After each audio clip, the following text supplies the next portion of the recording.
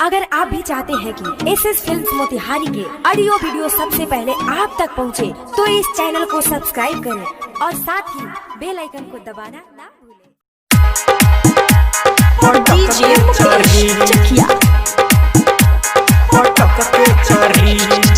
चढ़ली जवानी तोहर झारी जोबना के मिसी छोरा दी पानी देखे में लागतारू फूल झरी हई यादव जी के लइका पटक के चढ़ी हई पांडे जी के लइका पटक के चढ़ी आइल बारू नाचे तो नाच हाली इतना न नखरा देखाव रानी लइका सदुनु इंडिकेटर धरी कुशवाहा जी के लइका पटक के चढ़ी हई मलाहवा के लइका पटक के चढ़ी। रिकॉर्डिंग बाय बिहारी म्यूजिक चकिया।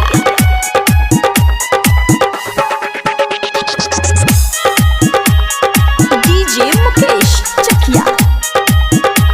पटक के चढ़ी पटक के चढ़ी पटक के चढ़ी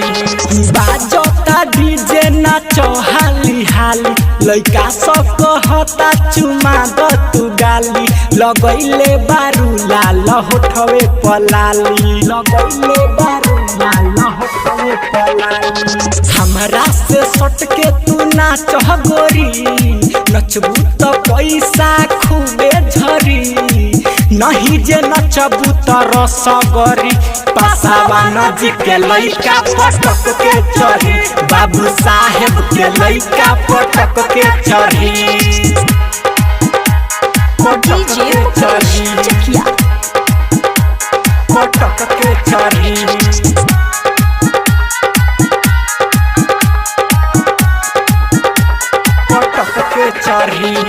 भोला धमाल के कोरा में आजा राइटर सोख के दे द तू माजा मुना मतलबी कहे ऐसे तू ना जा मुना मतलबी कहे ऐसे तू ना जा रौशन साजन के चिखा द बरी सौरभे सवरिया धरी टंगरी बच के तू कहाँ जैबू बोल परी हई चमारा जी के लइका पटक के चढ़ी हई महतो जी के लइका पटक के चढ़ी आइल बारू नाचे तो नाच हाली इतना न नखरा देखाव रानी लइका सदुनु इंडिकेटर धरी कुशवाहा जी के लइका पटक के चढ़ी हई मलाहवा के लइका पटक के चढ़ी।